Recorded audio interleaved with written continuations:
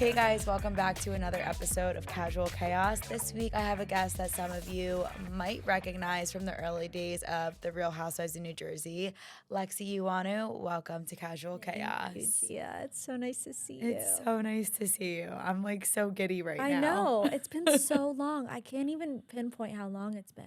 I know. I mean, we'll dive into all of it, but I was really trying to remember when the last time was. Yeah. And I don't even know if you were at Adriana's communion. I wasn't. So then I really don't know. I don't know either. I mean, my last memories were, obviously running around the brownstone, Jacqueline's house, Caroline's house, your mom's house, obviously, your old house, running through your mom's closet, just little all things like, yes. And then walking in and animals everywhere, the little chihuahua. What was his name? Gracie, the one without the arms. Oh, Gracie. Yes, that was your mom's baby. But I have random memories of all of this stuff, but I don't know when the last time was. I really don't. Probably 10 years ago, which is so crazy because it doesn't feel like that. I've been back and forth to California. I've seen your mom and Dave, but I've just never seen you. The timing has always been always off. Yeah. Well, now you're in New York. How does it feel coming back to Jersey? Do you ever get anxiety about it? I get so much anxiety about it. I really try to avoid it at all costs, honestly. But I was just there to see my dad and my whole Greek side of the family. How is your relationship with your dad now? He's the best dad. Yeah. He's always been the best dad, the most consistent and normal, and all of the chaos of how we were raised. My dad was like my normal sounding board. Yeah. So he's great. Because when we were younger, did your dad not want you doing the show? Yeah. I have random memories. This is where it's coming back to me. But I'm having such random memories of everything from when we were little. You were so little, but the first season, I don't think anybody knew what it was going to be or what we were getting ourselves into. And once it kind of came out and it was as big as it was, my dad was like, and my mom, we need to pull Lexi out of this because I was just struggling so much in school. Right. I was 12 when the first season aired, and I was so nerdy, so unfortunate looking. I was like in the ultimate, awkward phase, and it's like aired on national television, which luckily you were able to see it coming because you were like so little. Very few people can say that they went through what we did with their awkward faces being displayed for the 100%. Whole, world to have an opinion on it. It's definitely a crazy experience. But I remember you didn't have an easy time in school. No, I had to leave my school. It was this whole thing. I was basically like tortured over it. Like it wasn't regarded as a cool thing. It isolated me. Did you feel that way too? Honestly, and I feel like this stereotype kind of lives in Jersey a little bit about the different counties. For sure. But in Morris County, we look at Bergen County as, oh, these are where the rich kids live. Everyone's got it together in this county. And that's just how people in Morris County see it. Not that the people in Morris County, people obviously have money in Morris County, but people don't view that county as that. It's definitely a status thing. Yes, a status thing, 100%. Oh, there's nice houses in Bergen County. Yeah. Really nice areas, stuff like that. Franklin Lakes has such a connotation to it now, too. I remember they would go get their hair done at the Coco Chateau. Yeah, Chateau. That's where it all started. That's where it all started. Yeah. When I was growing up, I might have had, I think, one person really stuck with bullying me. I guess you could say it was bullying, but just kind of comments throughout the years. When I was in elementary school, middle school, high school, it was the same person that constantly tortured me. And I was like, what is wrong with you? Now? I would love to know. It was a guy. What? It was a boy. It was a boy. What? That's so unexpected. Right? Usually the girls are the mean ones. I know. But I have to say, I was fortunate enough that people really didn't bother me in Montville. They really didn't. And even when I got to Rutgers, it was more so fans coming up to me. And so I really didn't receive the hate. Yeah. I think it was a timing thing. I went into it at that age. Like you were so little when it all started. And then it kind of evolved and it became something cool. But in the beginning, there were so many women in New Jersey that were so envious of our moms and wished that they got that attention and that opportunity. And it was just a perfect storm of bad timing. And that's why my mom left. Well, she left right after season 2. And she, I think, felt like this wasn't for her when it was happening. And as much as she had my mom stick up for her, literally flip a table for her, I think it was just very overwhelming. But I think there was also so many other components to it too. You know, it was affecting you a lot, but then I think it was also getting in the way of her relationship with Caroline and Oh yeah, Jacqueline. it created such a mess. Such a mess. Do you feel like everything that has transpired to present day, do you feel like if the show was never a thing, that everything would have happened? You know, family dynamics are complicated. You understand that too. The personalities are so different. I think it's a shame because we had such a large and amazing family. And for my grandparents, I wish that they got to see unity. We are just so different. Yeah. We're just so different. Yeah. I really don't see a lot of common ground between us and the rest of the family. Your mom also came back season 6 Yes. for 1 year. The only reason she went back is because her family left. And she was going through their divorce. I was about to go to college. And she's like, this is a job. Do you want to go to college? This doesn't pay for itself.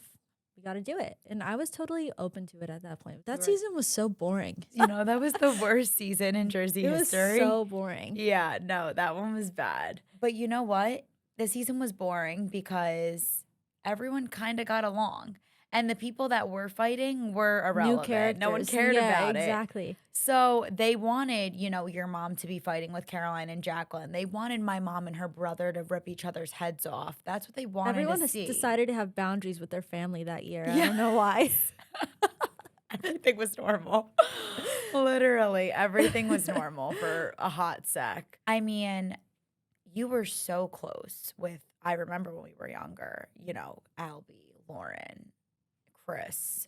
And I mean, they were the ones that were closest to age with you. Yeah, I lived with them. If you remember, my mom and I lived with Caroline when my parents got divorced. They were basically my siblings. I'm an only child. Yeah. So it was definitely a massive loss to lose those relationships and the crossfire of what happened with our moms. Yeah. It's hard. They initially stopped talking. Was it when your mom and Tommy got divorced? Oh, no. No, it was way before Way then. before then. I truly can't even tie it down to one reason. Yeah. The show creates a lot of chaos. Yeah.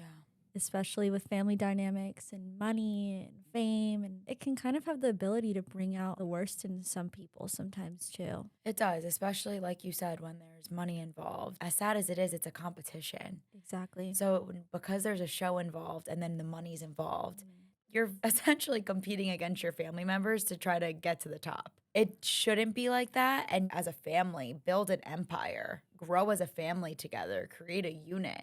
I always, you know, wish that for my mom as well. I said to her, if your brother didn't come on the show behind your back and want what you had so badly and just asked you, hi, Tree, I think I want to join the show. My mom would have said, all right, Joey, let's do this together. We'll build this empire as a family, make our parents proud, and show America what an Italian family really is. Exactly. But it's the most Never emotional turns job out like that. in the entire world. It's hard to just look at it as that, Yeah. as an opportunity, as a job. It's like all these emotions get involved. And yeah, my mom fell out with her during that second season, I'm pretty sure. That's when it really all became a mess. Yeah. You were young when my mom flipped the table. I remember you were still young. Yeah. You were still little. So you were living with them when you were little. I was living with them from ages like 4 to 7. So that's why you were saying they were, like, really did raise you. Yeah, I mean, Lauren was there when I shaved my legs for the first time. She dropped me off at a boy's house for the first time for my first kiss. You know, Albie and Christopher were my brothers, my protectors. And now we're complete strangers. Yeah. You don't talk to any of them at all. I reached out to them after Tommy went to jail because I was looking for help getting my things back from the house because he left for jail. And then I had an understanding that he kept everything of mine all those years. So I wanted it back. It was really difficult for me to extend myself and to ask for help, but I was that desperate. Like, I just wanted those things You wanted back. your heirlooms back. You wanted the things that, like you said, when I read your entry when you don't poke the bear, I almost started crying just because it brought back just so many memories. And it also just brought back how I remember our moms on the phone just saying, my closet's there. I have everything's there. He literally left me with nothing. And reading your entry and saying how you even had 30 minutes to get your things, that was no right to you. No, This wasn't your fault that they were separating. It was almost like a dominance thing. Like, get out of my house, Oh, but yeah. you're left with nothing, to make you feel so alone and helpless in a way. Yeah, and then he held on to my things for, 10 years and used them as a Collateral almost. yeah, because he had this like weird obsession with me. For years, people would tell me that he kept my room exactly the same because he thought I was going to come back. Like, I can't even begin to understand why he would think I would ever come back there. But Was he kept ever those things. weird towards you when you were younger? He never had children of his own, and I was the closest thing he had Yeah. to it. So he He really never loved made you me. uncomfortable, though. No, he was never inappropriate, Yeah. but he definitely was very affectionate. And that was something I was very uncomfortable with because neither of my parents are that way. So to No. receive it from a stepfather is kind of like extra strange when you don't receive it from your actual father. My dad's Yeah. not very lovey-dovey, kissy, huggy. Yeah. And, I was told to pay him that kind of affection out of respect. Therefore, I felt like our relationship was very uncomfortable for me. Yeah. I don't know if you remember how he was, but he just like, I honestly remember him not being that present. yeah, he was never around. I always remember whenever we were at the brownstone, we would run into the office, just like kind of like go through the outskirts of the brownstone and run around and cause havoc because we could and because we were so close with everyone and it didn't matter. But I always just remember him sitting at that desk at the brownstone. I really don't have vivid memories of any of that. That's usually where he was, so it makes sense. Yeah. He's an interesting character, and the way their divorce played out and everything afterwards really is still, a shock to both my mom and I. We're just like, how did this become reality? But he clearly had, and you're right, obsession is the right word. Mm-hmm. Because then to make those events actually take place and orchestrate something like that, you're sick. Yeah, I went to the trial last year, and I sat there for a week and I listened to everybody testify. And Did that give you clarity? yeah, I mean, my mom and I are so different like that. Like, she couldn't even stomach like being there for like 30 minutes. I went every day, all day for 7 days, and like I needed to know everything. Yeah. And the word that came up a lot was obsessive. Definitely, there was some kind of obsessive disorder going on there with the fact that he lost his family, quote unquote, my mom and I, and he just lost control. Yeah, and he thought that money and power could fix everything.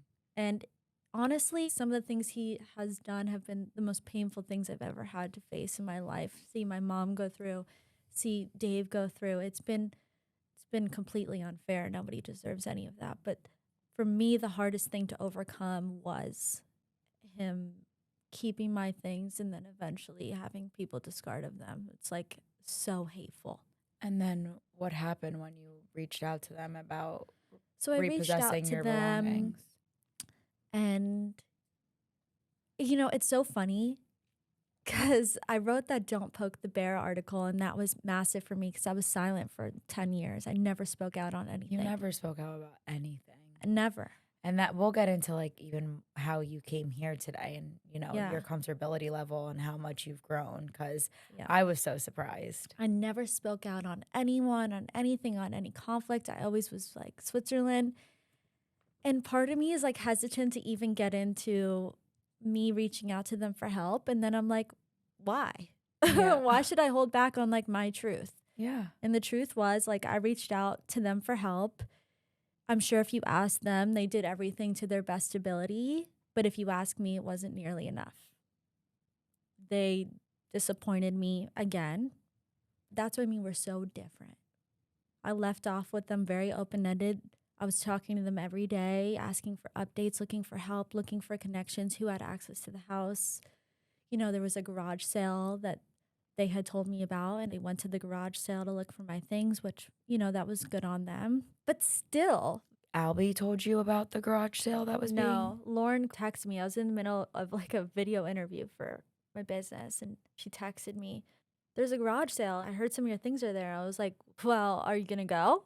Yeah. And she's like, "Oh, I'm gonna send some of my friends." And I called her. I was like, "No, you're gonna go, and you're gonna go right now," because like at that point the sale was almost over. It had been going on all day long. Lauren and Caroline went. One of my mom's friends went. I had my dad go and take pictures, and I saw things like, you know, the dollhouse that my grandmother made me that was in my room growing up. These are like irreplaceable heirlooms that have no value to anyone else, you know? Yeah.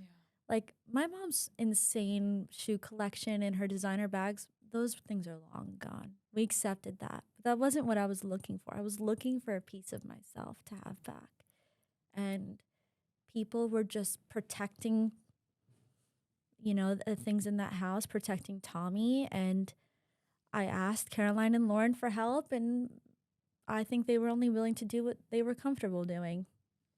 I would ask them to make phone calls to people, and they wouldn't make them. So they clearly have some sort of a fear too. Or they just don't care and it's just pure selfishness. I like to think they care. They're my family. Yeah.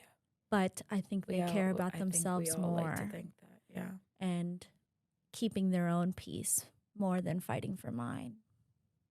So it's okay. I Yeah. needed a reminder Yeah. of who I was dealing with because as a kid, I saw my mom going through so much pain with her family. And I guess I had to understand what it felt like as an adult. And I feel like, you know, our parents can only remind us so much of what they went through and how it hurt them. Mm-hmm. But we're not going to realize it until they do it to us. Yeah, we have to have our own experiences, our own opinions.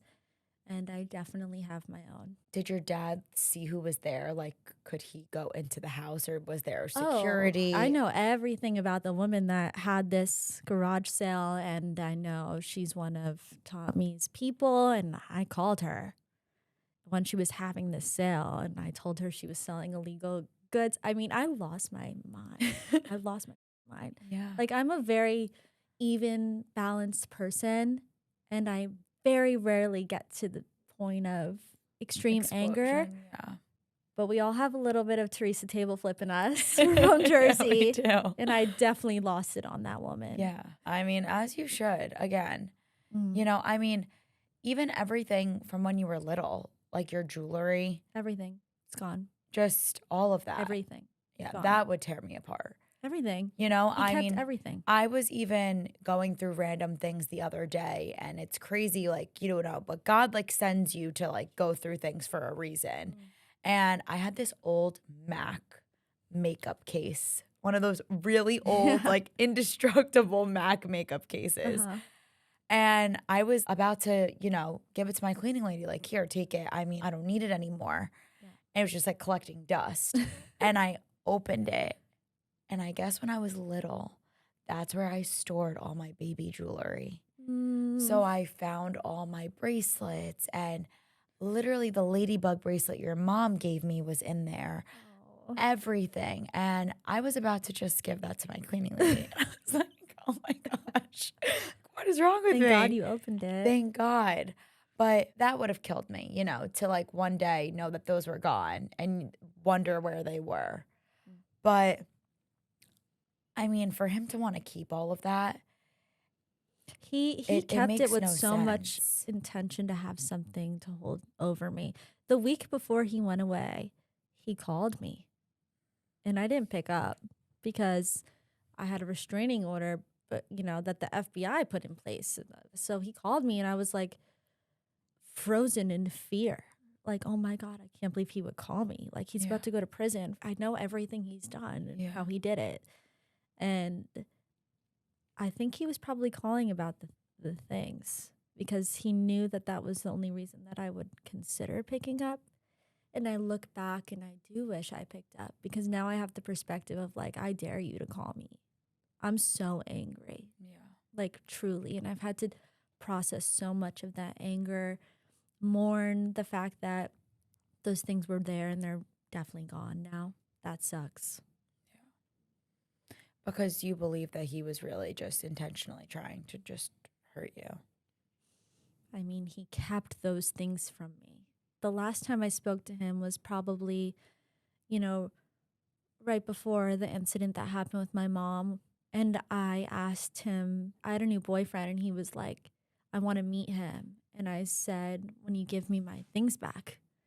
Like, he was still When was holding them this? against me. I mean, this was right before the incident with my mom, the home invasion. You still kind of spoke to him or tried to keep a relationship with him after the divorce. I knew that he was begging to have a relationship with me, and he was manipulating me. Yeah. I look back, it was just pure manipulation, and I felt so torn on what to do. But I knew that he was not a good man. Yeah. And I knew he wasn't good by my mom. You know, we had a feeling that he had, done some terrible things, but we didn't have proof of it.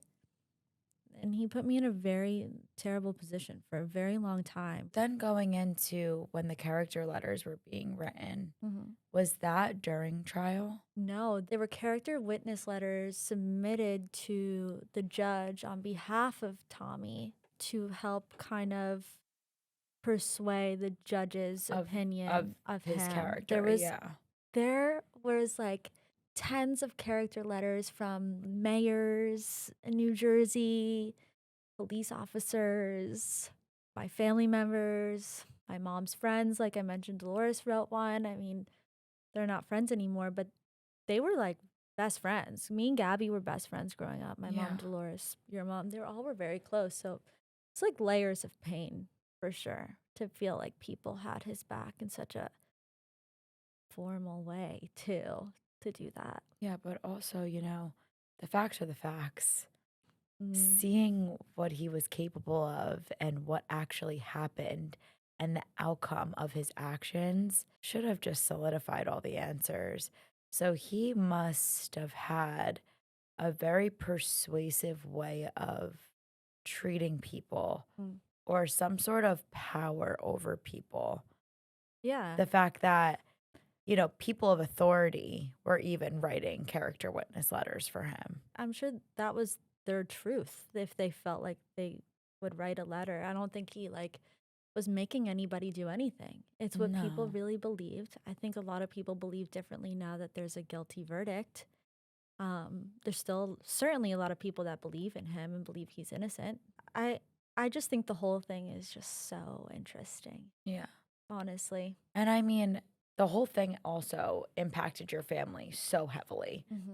I mean, I remember your mom and Dave came for Adriana's communion. Mm. It was that whole day was weird because they obviously wanted to be there so badly for Adriana.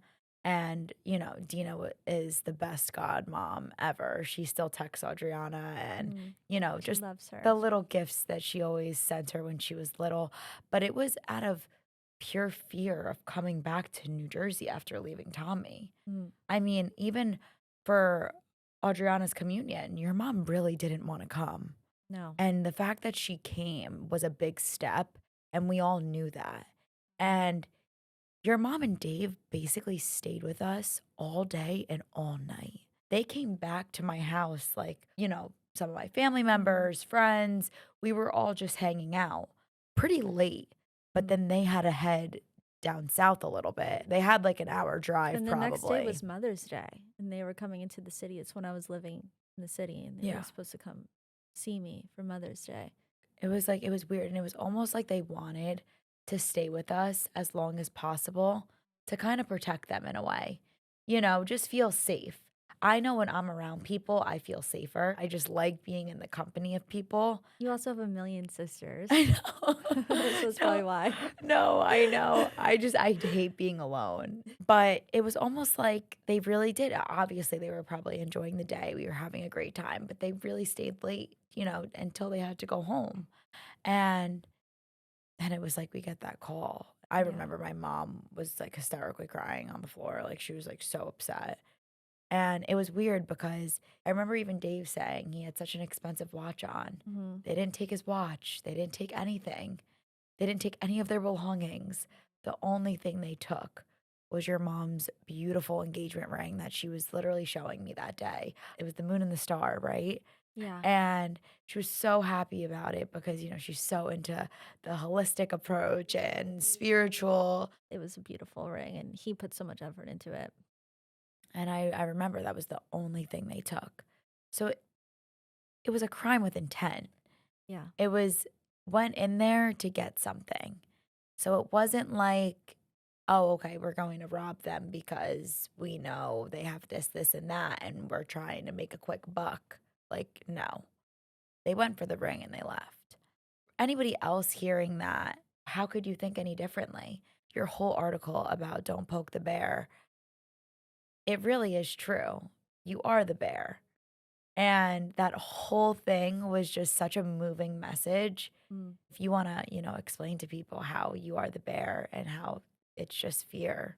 I lived in fear for so long, and I was silenced by my fear, by upsetting anyone in my family, by angering him and provoking him to do something. And I lived in that fear until really recently. Once I sat in the courtroom and I understood that I was the bear, he was the one, about to go away for the things he did.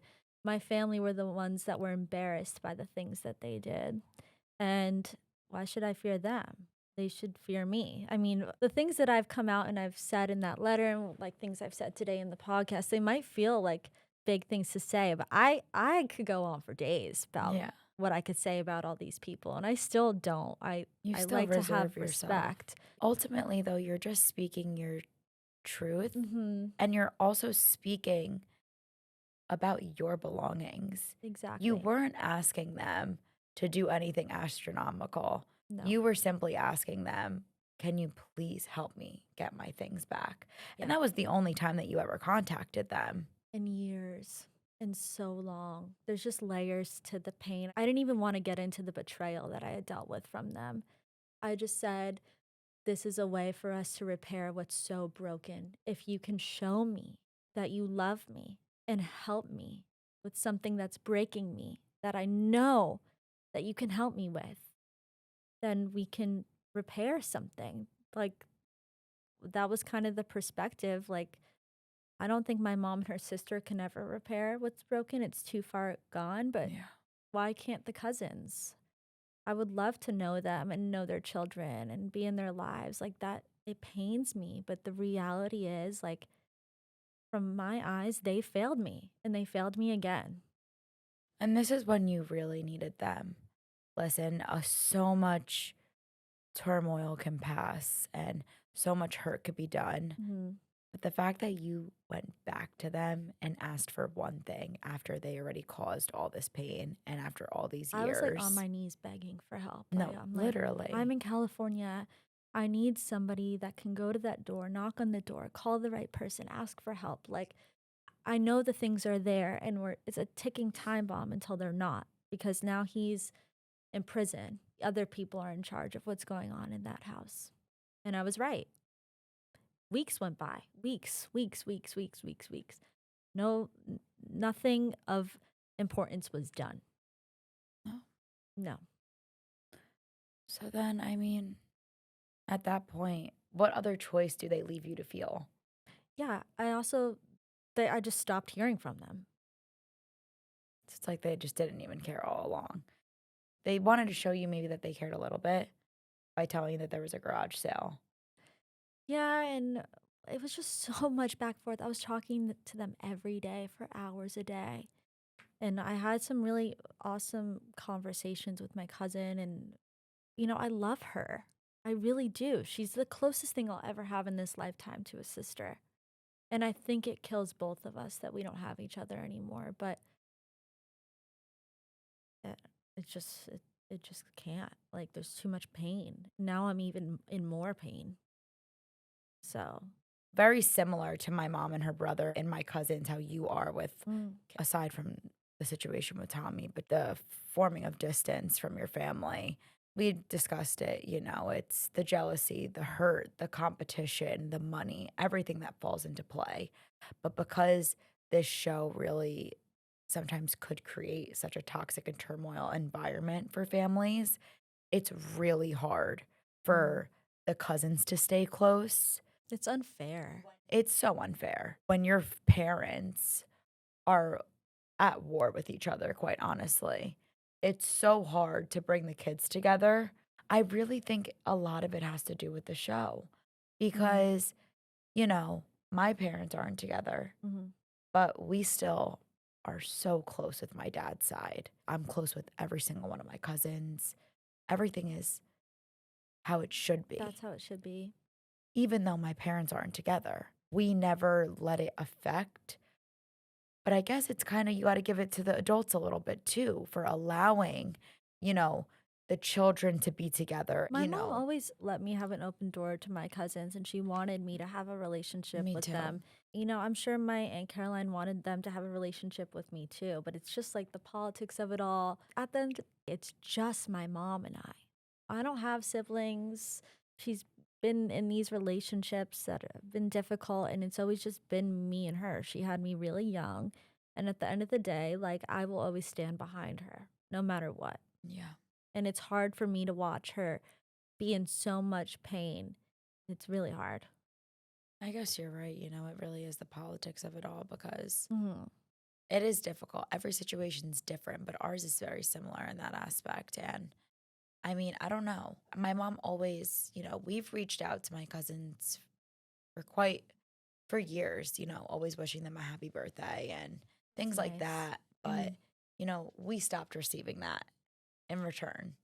So then it's almost like, why continue if you're not receiving the same thing in return? And then it kind of fades out. It's sad. Exactly. Yeah, I'm at peace with those relationships. When I think about it, does it make me sad? Yeah, but I made peace with that a long time ago. But it's the betrayal sometimes that just makes me really angry. Yeah. We're also taught at a very young age family's everything. You do everything for your family. You're as thick as thieves. Literally. You know, all the lines that they would say back in Yeah. the day. And Where'd all that go? it's so funny how it all just honestly goes out the door ultimately. Literally. Bye. You went to NYU, did you not? I went to Fordham.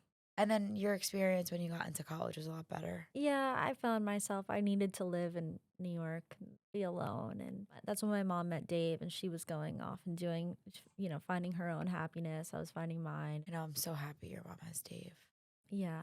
He's so great. And she found her happiness, I feel, in She's so happy California. where she I feel like is. she's just so at peace. Yeah. I Even can't imagine her anywhere else. I mean, I Mhm. feel like her inner self is out. Even everything that she posts, I'm like, I need this zen She's in my life. so funny, too. She has no idea how funny she is, but she's so funny. I mean, I feel like she's always just been so funny. Yeah. She's a character. No, I'm so happy for her. She's thriving where she is. She has a community that's aligned with what she loves, and I love where she lives. We're close enough to each other that we can see each other, but we're not up each other's. We were always way too codependent, so it was good to kind of break apart for a I remember she bit. would call you Yeah, 24/7, you guys, but again, it was always you guys. exactly. So, And she watching me go through trying to get these things back, she was like, "Lexi, I healed from this a long time ago. I accepted my things were gone a long time ago. But now watching you go through it, it's such an insane experience for her because I'm basically reliving what she dealt with 10 years ago, but I was just too young to understand like the levels to it all."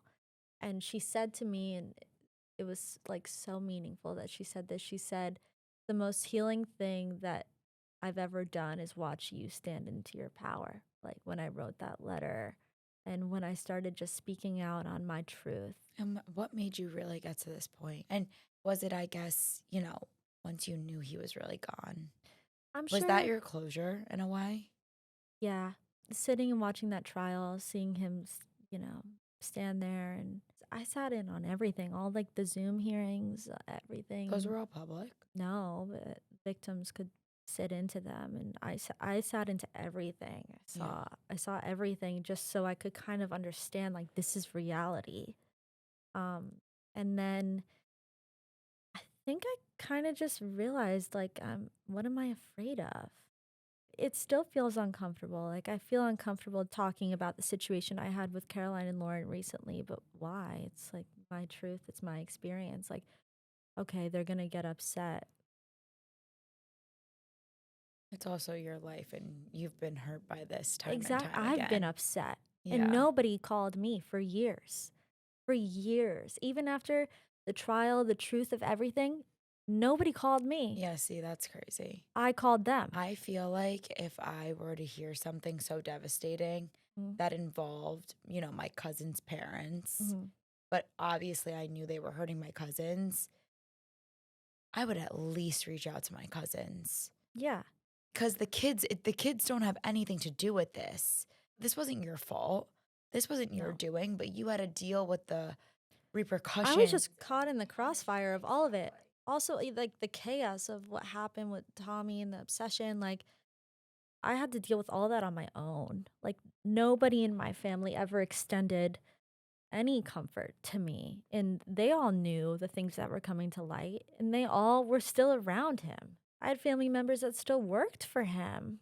Said Cookie, right? Hmm. And don't poke the bear. Cookie, it was just Cookie, right? Hmm. She never married her kids, She's remarried, and I have a cousin. but you guys were very close. Yeah, she lived with us for a while. Yeah, she was like second mother to me for sure. And she never reached out either. Listen, people meet you where they're at. And I've had to accept that people might have not showed up for me in the ways that I needed to because they simply didn't have the tools and they couldn't. And they have their own things that they need to deal with and come to terms with. And I think everybody just met me where they were at. Yeah. I mean, I think also maybe it was embarrassment. I don't know what it was. It's for them to all figure out. Yeah. I gave up a long time trying to understand why people did the things they did. And, At that point, though, it's almost like they made their bed and now they have to lay in it. mhm. Maybe, as you said, Caroline regrets writing the character letter I'm sure for she does. Tommy, Yeah, I'm sure. but you did it. And Exactly. Everybody has to go to sleep in their own bed at the end of the night that they made. Yeah. So that's their life. overall, you guys have all come such a long way. And I'm so happy that you're finally at peace and you finally have found happiness because you Yeah. really are glowing. Oh, thank you. You look so happy. And I feel like this is your way of kind of just releasing everything that you've been feeling. You've been silent for so long. And I feel like a big part of why I've been there, you've been there, restricting ourselves from speaking out while we're younger and, waiting until we're in our adulthood is because we're so nervous for what the public is going to say about us. And your mom was really only on Housewives for 3 years, but she made her mark. She She's did. still talked about. Your family drama is still talked about. And it's so crazy because, the twins and Amber were on for a hot minute and nobody talks about them. It's true. But your mom really left her mark. So we are still viewed as children to the public eye. Oh, for sure. I still get messages all the time. I got one today. I still think about your candy drawer. I think about when you went to Greece. I'm like, you guys, I don't think about that. Why do you think about it? It was so long ago. But I know. I also think when you're on reality television, people feel like they really know you, even if they don't. And part of what I think makes my mom so memorable on television, obviously, I think she's the best person ever, but it was real relationships. Like our moms were best friends Best since they were friends. teenagers, working at the makeup counter at Macy's. Like you can't fake that kind of dynamic. No. I think that's why we also restrained ourselves from speaking out while we were younger and waiting until we were adults. I mean, I really never spoke out to my family Yeah. until I was 18 on the show. Did you get a lot of heat for Oh that? my gosh, yeah. Even though I waited until I was 18 and, you know, it just came to the point where I couldn't take it. Like I would be sitting there watching scenarios play out and I would think to myself, you're lying. Mm, This is not how it happened. That is not what you did for us. This is all a lie. And also, it's like you're gaslighting mm. everyone to thinking that you were this amazing person, but you weren't. Well, good for you for And speaking up. th- there were certain points where I did, and I got called disrespectful. I have no respect. Of course. You know, everything that you could think of. The way you talk to your uncle is shameful. Mm. Everything. But it's really difficult when it's your life and it's your family and you have so much anger. And You feel suffocated. Like I yes, felt suffocated for so long. that is the perfect word Mm-hmm. because you're trying to release your truth. Mm-hmm. But then by doing that, yes, okay, did I act irrational or maybe raise my voice or lose my temper for a second? Yes, but I was frustrated. I felt suffocated. Rightfully so. It was a lot. And then hearing you say the same thing, even now, you're 29 and Mm. I bet the public's still going to say something about you for speaking your Things got truth. pretty black and white after that character letter. I have to say, Yeah. I really don't get much of any backlash Oh, about I love speaking that. up. Yeah.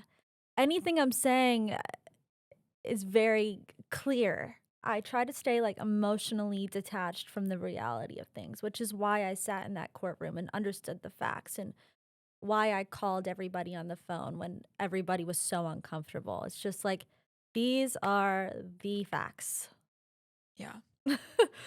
you know?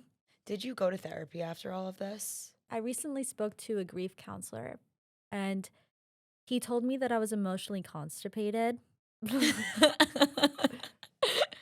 And I he was mean, like, there's all yeah. these little things that make up your grief, whether it's like anger or embarrassment or, whatever it may be. And he was like, you have to break down all these things into the root of them, of why you feel these things. And then you won't be constipated anymore. So I feel like every day I get a little bit less constipated. I want to feel that. You just got to break it down. I know. So then, what is your relationship status now? I have a boyfriend I and heard he's really nice. he's so lovely. I'm Okay, so grateful for him. good. Honestly, he's amazing. Yeah, Oh, I love him. great. And did you meet him in LA? No, I met him in Mexico on vacation. Oh my gosh. Yeah, I Okay, was there that's for a fun. birthday, my friend's birthday, and he was at the table next to me, a bachelor party. And yeah, the rest is history. Oh, I love that. Where is he about? Is he in He's California from area? Texas. So we did long distance the Oh last my year, and then he's gosh. moving to LA next week. He's moving in with me. Oh my God, Lexi, that's so I know, great. I feel so old. Oh You have a no. boyfriend too, right? For a while. Yeah, for a while. I've been with him for 6 years. Do you guys live together? Not yet. I mean, I'm still young, but No, I love that. I Take your mean, time.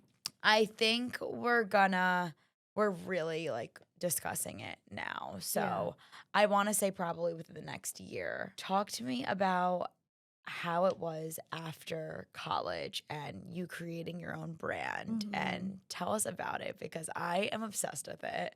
I love everything Thank on your you. site and I'm going to be investing in some vintage shoes very Thank you. soon. Yeah, I mean, I kind of found my way there very naturally, and I started selling vintage over COVID on Instagram, and I started getting all these amazing clients, and people love vintage. It's So, I coming mean, back.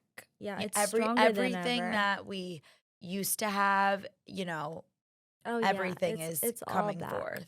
So I've been doing the vintage thing for the last 2 or 3 years. I've had so much success. I love it. It'll always be so foundational to what I do, but now I'm trying to move into creating my own shoes. So I'm coming out with my own shoe next month, which I'm so excited for. It's like my ultimate biggest dream coming true. My mom still can't even believe it. She's like, "Oh my God, like we're gonna Does have." she love them? Yeah, I mean, you know her. Oh, She's like the she's craziest shoe whore loves ever. the shoes. Yeah, and it's just so funny. I don't know if you find this, but I used to resist my mom so much. Like I wanted to be the opposite of her, and Well, then I slowly I turned remember. into her. I feel like you were low-key a tomboy Yeah, I was a growing up. tomboy. When at least when you were like little, like Mm. 12. Oh yeah, I was such a tomboy, and then I wanted to study like forensic psychology, so I did. And my mom was like, "Uh, Who are why you? do you want to talk to serial killers?" Like that's what I wanted to do. I just Yeah. wanted to go so far away from everything that was New Jersey and my identity there. And then I slowly have made myself right back. I'm literally my mom. Like we collect and hoard the same things. Like we literally are the same person. I don't know how I got here, but I'm here. Do you feel like you're your mom? It's funny because her and I are very similar, but also very different in the way that we think. I am still, I think, the more rational one. Yeah. I think she's a little more irrational than I am. But, I kind of come to a middle ground. I Mm. try to bring everyone back to a middle ground. But I am like her in a way of, you know, I take, and then I Mm. explode. So, in the aspects of like our temper, I would say we're the same. But That's so funny. I can't imagine that from you. it's only when I take. Mm. It takes me a while to get annoyed, but then when I get annoyed, I snap. I think it's a Jersey thing. 100%. That Jersey Italian temper, like, Mm-hmm. and it was also just okay back then, though. Like, if you like had a fight with your homegirl on the It street, was like what it it is was. what it was. It wasn't Yeah. a big deal. No Mm-hmm. cops were being called, and No. like you could take it outside. No. Now, it's just everything's taken to a whole nother extreme where you really do need to reserve yourself and not be like that. Self-control. Exactly. Self-control. Our generation has more of it for sure. Definitely. We're just mirrors of our moms in different ways. It's so interesting. Would you ever put your family or kids on reality TV? No. Would you? I think that's kind of where I'm going. Yeah. Yeah. Well, you know what you're doing at least. Yeah. Okay. This is where like I would differ, I think. Because my show is premiering on June Very 3rd. exciting. Next Gen NYC. I can't wait to watch it. Yeah, thank you. I'm so excited. More so just because I'm actually getting away from my family drama. You're making your own drama. Yes. Yes, exactly. But a lot of people ask me this, but I feel like doing this on my own, I'm stepping into my own. I'm creating my own vision, path, identity for myself. That this is what I want everybody to actually see, the Yeah, person that's that I want amazing. everyone to get to know. That I I really am excited for it. And, Housewives, I was never excited for it because, once I got older and to the point where I really got to understand everything, it was always just negative and about my family and about my personal life that it honestly came to the point where it was really annoying to even Mm. discuss anymore. So going on to this show, nobody gives that my mom and uncle don't talk. Like, Is there a that's lot of drama on this show? honestly, you're gonna have to wait and see, but it's not like too much, but it's also not like toxic in any way. It's like playful, normal friend drama. It's so amazing seeing you step into your own and like it's still crazy to me that you're a Thank you. woman. I know. Well, you too. I We were mean, just you're babies. It's like crazy. completely established now doing what you love. Found your passion, which, that's all you can hope. Mhm. Because it really does take people so long to find that too. Yeah, I feel very lucky. Yeah. I really do. And So I what think did you do after college? But so you like were I like, moved to California, which is the best thing I've ever done. do you love it out there? I really do. Yeah. Do you ever go back and watch The Real Housewives at all from like the early days? No. No. When I knew I was going to be with my boyfriend, I was like, okay, I have to show you something. He doesn't care about that stuff at all. But I was like, I just want to be the person that shows you what I used to look like and act like. That was such an embarrassment. No, you weren't. You were Oh just my like, God. you were The nerdy. things that I said and did, I just, yeah, I showed him recently. And then I went back on the footage to also look at the footage of my mom's closet. I was looking at all the shoes that she had. It kills me that I don't have them, but I collect so many of the shoes that she had, like subconsciously, like through doing vintage. It's like those shoes are somewhere in my subconscious, and then I like buy them. And she's like, I had those. I'm like, what? It's We're crazy. twins. It's so crazy. Oh, really? If you had that shoe collection, wow. The things I would do. We're the same size too. It's like, it's really a sin. And you obviously, none of the shoes ever came No, back. nothing ever I came mean, back. thank God your mom, found happiness and Mm. everything is We're replaceable. very lucky. We're very blessed. It's the irreplaceable things though that keep her and I up at night, like the nightgown that she gave birth to me in, that my grandma gave birth to her in, like, What you about all know, the like baby photos? none. But they were all in that house. Mhm. Yeah. My mom used to scrapbook my entire life. It was all in that house. See, like that's so weird to me that he would want to keep shit like that. Like I don't My aunt get that it. works at the brownstone, around the time that Tommy went away, overheard somebody saying that somebody's pictures were in the garbage at the brownstone. And she went and it was like 2 boxes of my baby pictures that I guess were being kept at the brownstone in storage. And so kindly, they pulled it out of the garbage for me and they gave it to my dad. So that's all I have. It's about like a box and a half of photos from, you know, like 2 years old and before. That's all I have. I just went through them this weekend, actually. It was so emotional for me because I'm like, I'm so grateful to have these, but somebody threw this in the garbage. Yeah. Like, And from the from the so brownstone too. hateful. It's just Yeah. crazy. And then I was supposed to kiss everyone's ass that they went in the garbage and took it out for me. Like, as you should. That's the least you could have I done. would do that for a stranger. Yeah.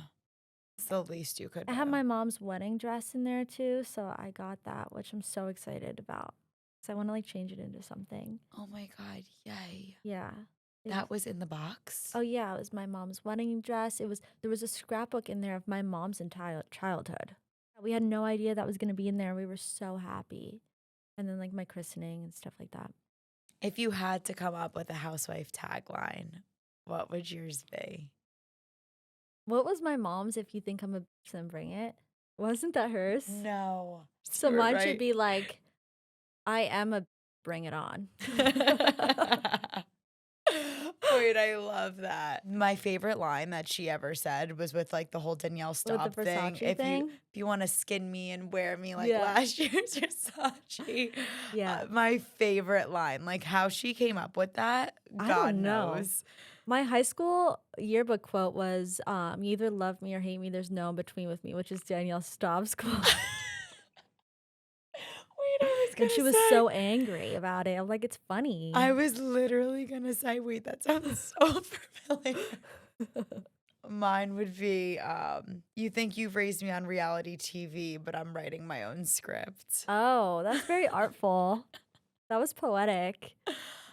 Took some thought. You own your own vintage brand new. Mhm. I'm going to ask you some questions and I want you to give some styling tips to the girls. Okay. All right.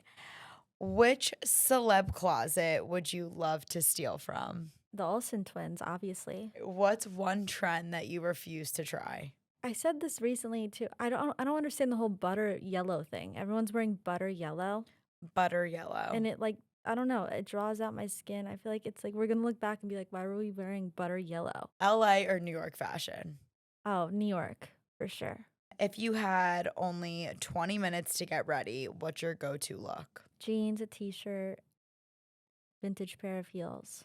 Oh. Go-to brands. I'm not really a brand whore, honestly. I'm not really big into like designer handbags and that kind of thing. I love Loewe. But now J.W. Anderson's leaving, so I don't know if it'll be the same.